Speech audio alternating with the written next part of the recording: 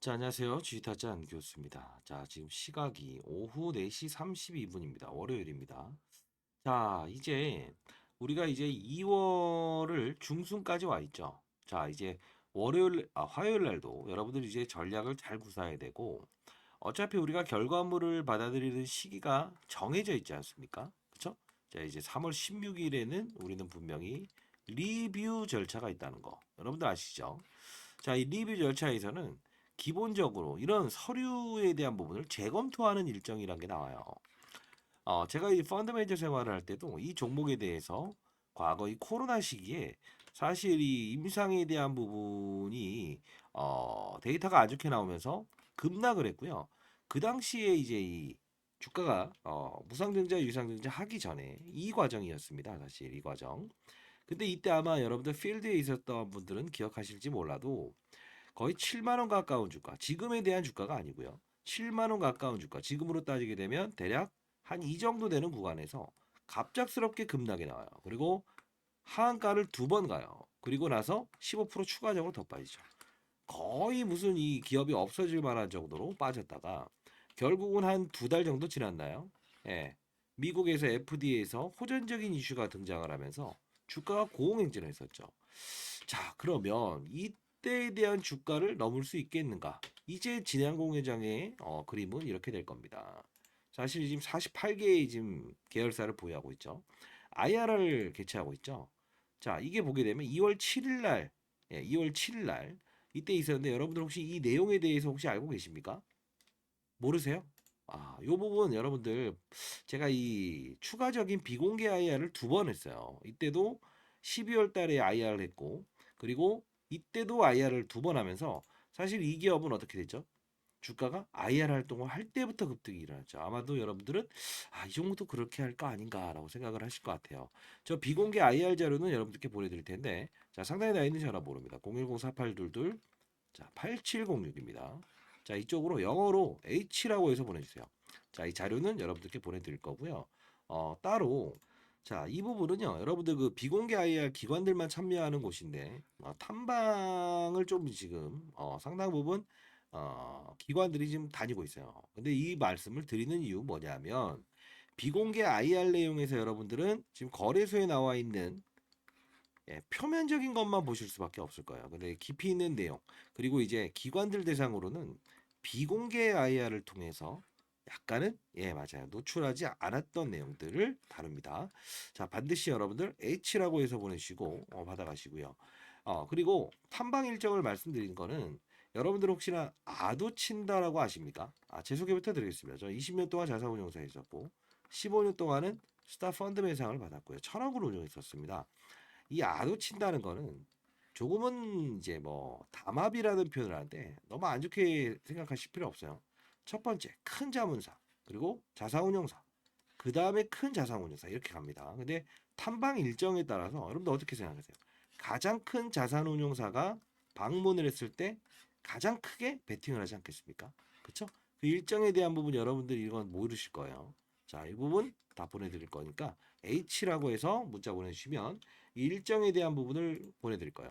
그래서 여러분들 어설픈 구간 때 사실 이런 어떠한 종목들이 오르고 이런 급등이 일어나고 훼손이 일어나고 급락이 일어나는 활동들은 거의 대부분 어떤 운용사가 탐방을 하고 가장 큰 수급을 등장시키는가.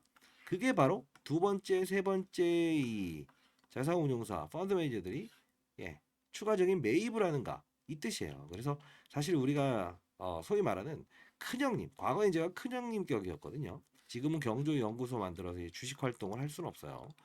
글로벌 50조 넘는 자금에 대한 자산 배분 전략만 할 뿐입니다. 근데 중요한 건 어떠한 이 첫 번째 큰형님이 이렇게 쏘아 올렸을 때 그 다음에 두 번째, 세 번째 규모가 큰 자산운용사의 수급들이 받치는 역할이에요.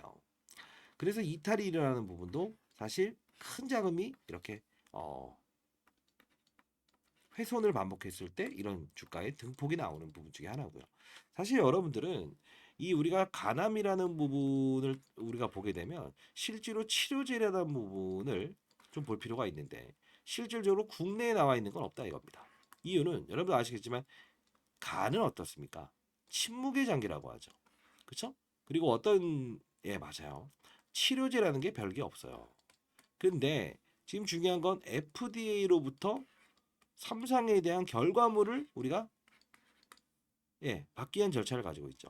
거래소 이전 상장은 이미 뭐 전자투표를 통해서 통과됐다고 하더라도 결국은 FDA 임상 결과에 대한 부분이 승인이 떨어져야만 이 절차를 성공적으로 이룰 수 있을 겁니다. 그러면 우리는 등록 과정에 대한 부분을 보면서 어떤 이벤트가 등장하고 추가적인 큰 자산운용사의 수급들이 일정이 나오는 그런 날짜에 조금 더 안정적으로 투자를 할 수 있다고 한다면 여러분들은 조금 더 안정적이면서 큰 수익을 얻을 수 있지 않을까요? 그렇죠.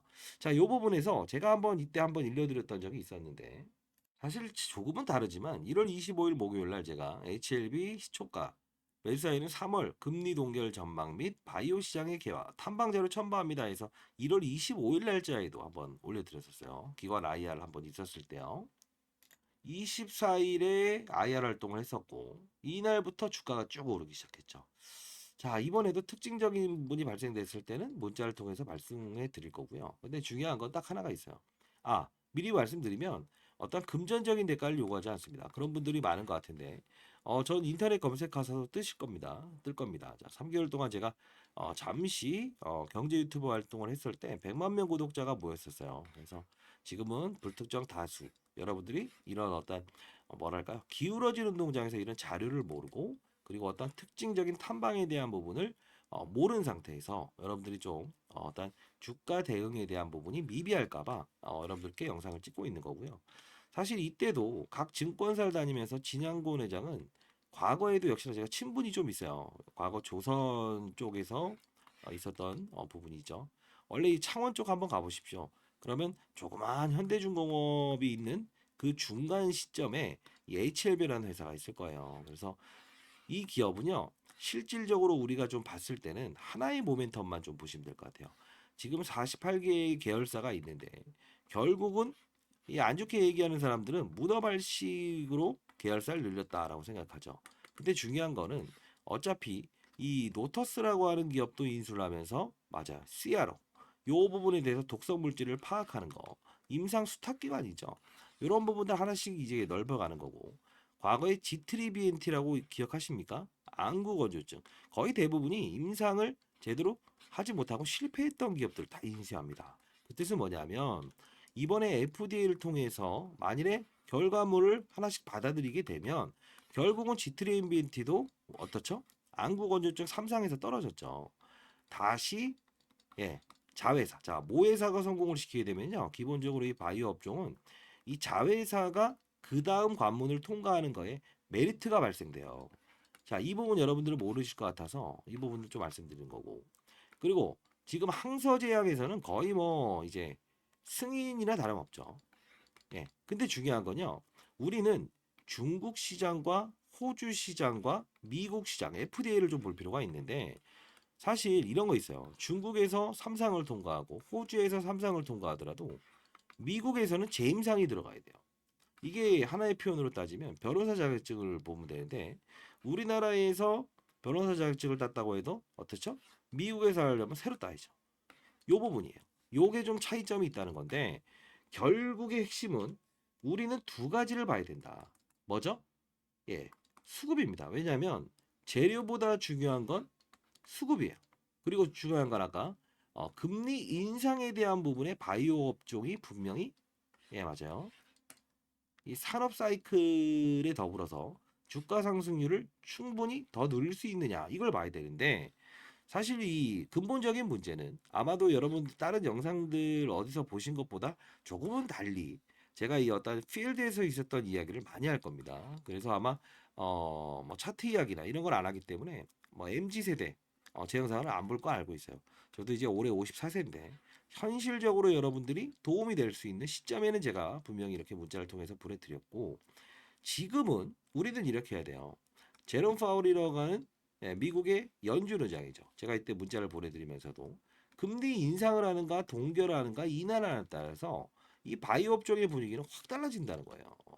그 뜻은 뭐냐면 향후에 만일에 제롬 파월이 금리 인상을 하게 되면요. 이 부채가 많은 바이오 기업들의 주가는 좋지 않을 수밖에 없어요.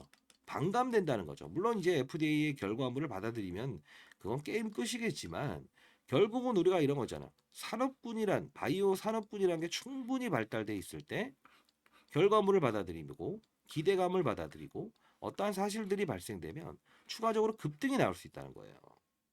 그 차이를 여러분들께 말씀드리기 위해서 그런 거고요. 그러면 화요일 날요. 제가 라이브 방송을 좀 해보도록 할게요. 자, 그러면 상단에 나 있는 전화번호입니다. 010-4822 8706으로 H 다시 라이브라고 해서 문자 보내주시기 바랍니다. 자, 이때 라이브 방송에서 하나하나씩 여러분들 시장산업 업종을 보는 방법 그리고 이 IR 자료에 대한 부분 여러분들 이걸 같이 한번 또 하나씩 하나씩 뜯어보면서 어떤 논리에서 시장이 움직이는 것이고 그리고 이제 좀 있으면요 제롬 파월이 급락 인상을 할 건지 그리고 인하할 건지에 대한 연준의 페이지북 의사록이 발표된답니다. 자, 그런 부분들도 우리 참고하면서 이 종목에 대한 플러스적인 요소, 마이너스적인 요소 이런 부분도 좀 알게 되면 결국은 우리는 주가의 등폭을 이용해서 충분히 기대감을 가진 그 날짜까지 수익률을 극대화하면서 갈 수 있을 거예요. 자, 상단에 나 있는 전화번호입니다. 자, H 라이브라고 해서 보내주시기 바랍니다. 아시죠? 자, 감사합니다. 주식타짜 안경수였습니다.